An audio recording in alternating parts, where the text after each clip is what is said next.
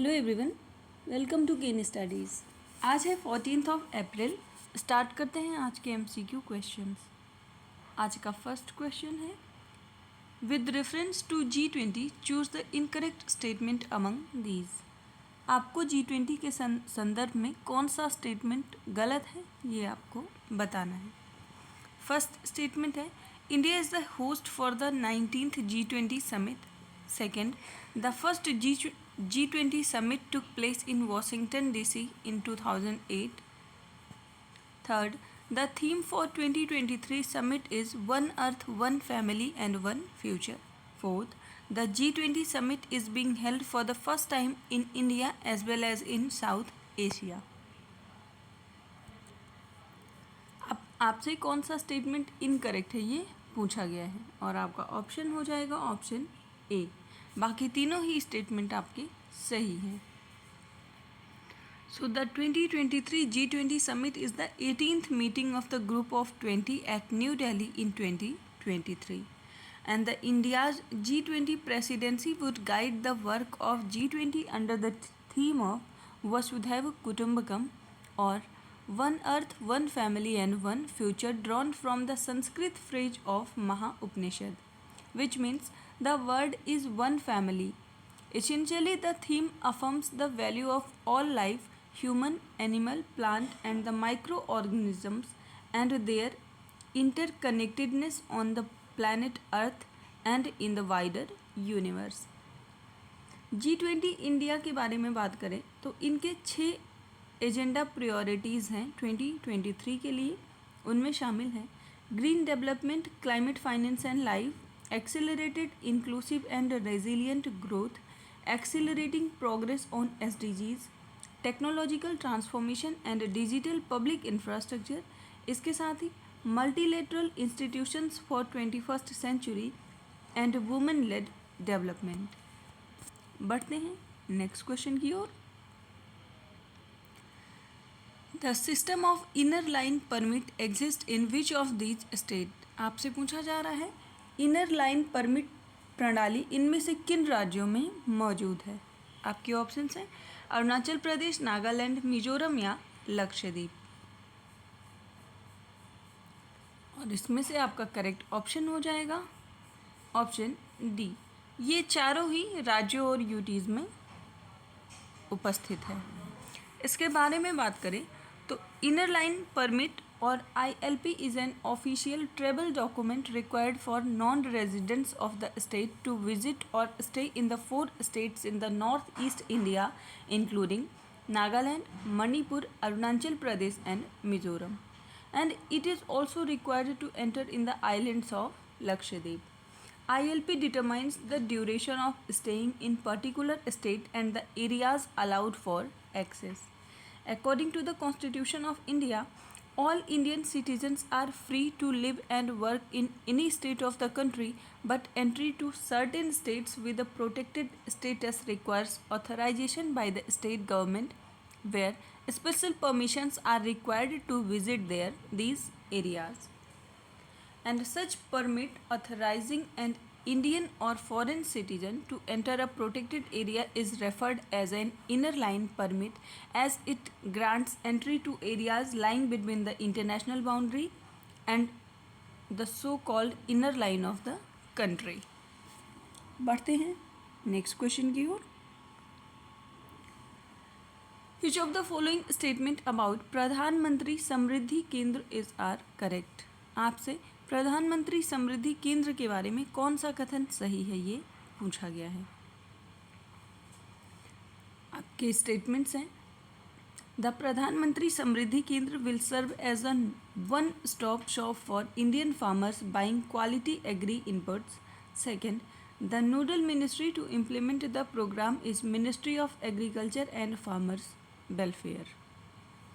आपसे correct statement पूछा गया है और आपका करेक्ट ऑप्शन हो जाएगा option A.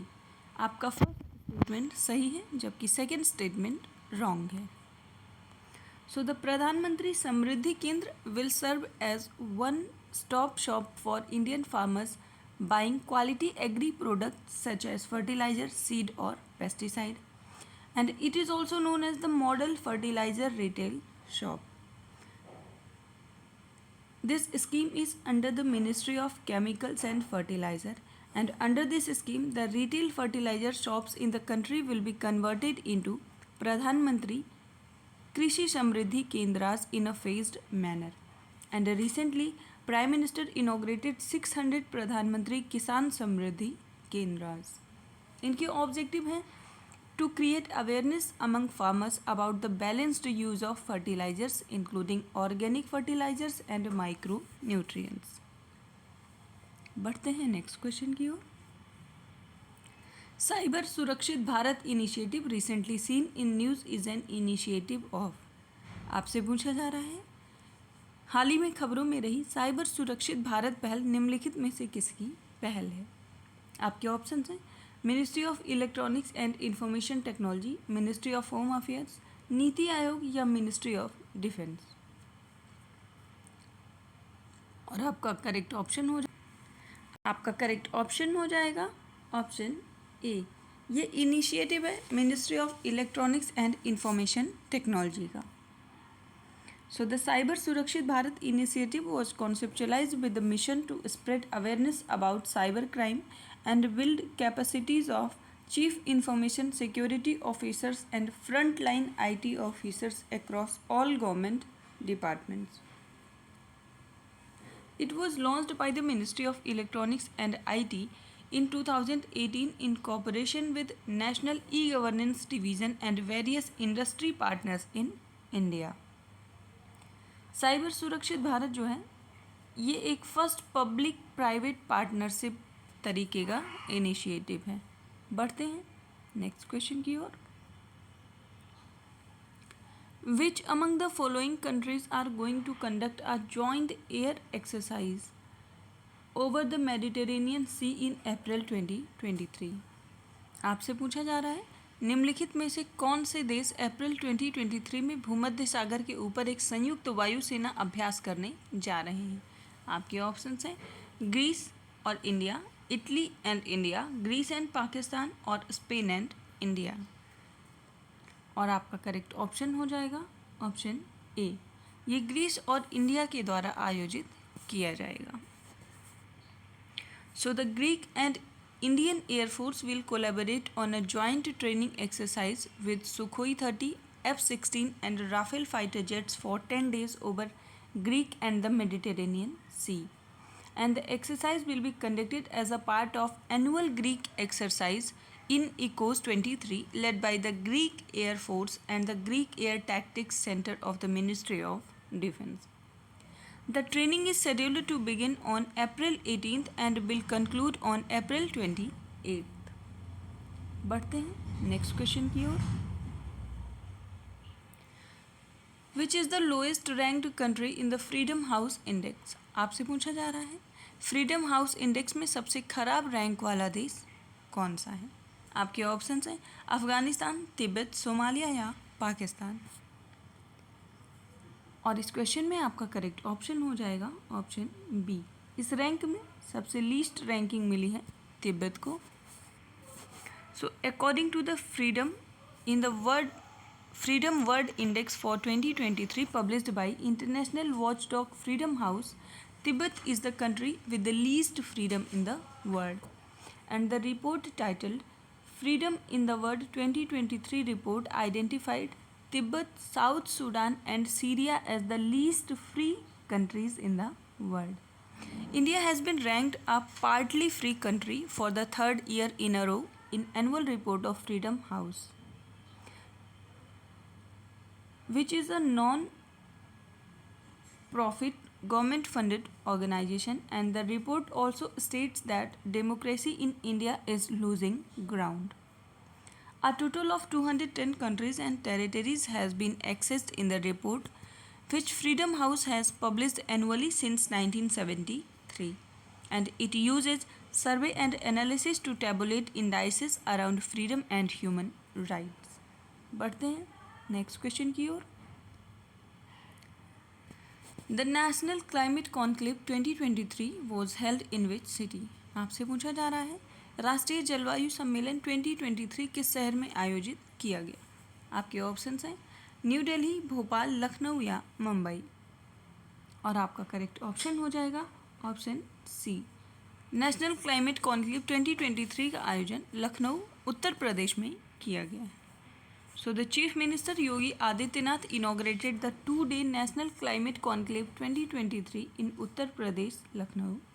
The Union Minister for Environment, Forest and Climate Change and Labour and Employment, Shri Bhupendra Yadav, outlined various initiatives that India has undertaken in climate area with the focus on green growth in the Union Budget 23 and 24. He also emphasized the importance of engaging youth positively and proactively on climate change issues to encourage sustainable lifestyles. पढ़ते हैं next question की ओर। In April 2023, how many universities signed an agreement with the National Mission for Clean Ganga to inspire youth towards water conservation and river rejuvenation? आपसे पूछा जा रहा है अप्रैल 2023 में कितने विश्वविद्यालयों ने जल संरक्षण और नदी पुनर्जीवन के प्रति युवाओं को प्रेरित करने के लिए राष्ट्रीय स्वच्छ गंगा मिशन के साथ एक समझौते पर हस्ताक्षर किया है? आपके ऑप्शंस हैं 45, 47, 49 या 52। और आपका करेक्ट ऑप्शन हो जाएगा ऑप्शन सी। 49 यूनिवर्सिटीज़ ने एग्रीमेंट साइन किया है with the national mission for clean Ganga. So National Mission for Clean Ganga has signed an agreement with the 49 universities to inspire youth towards water conservation and river rejuvenation.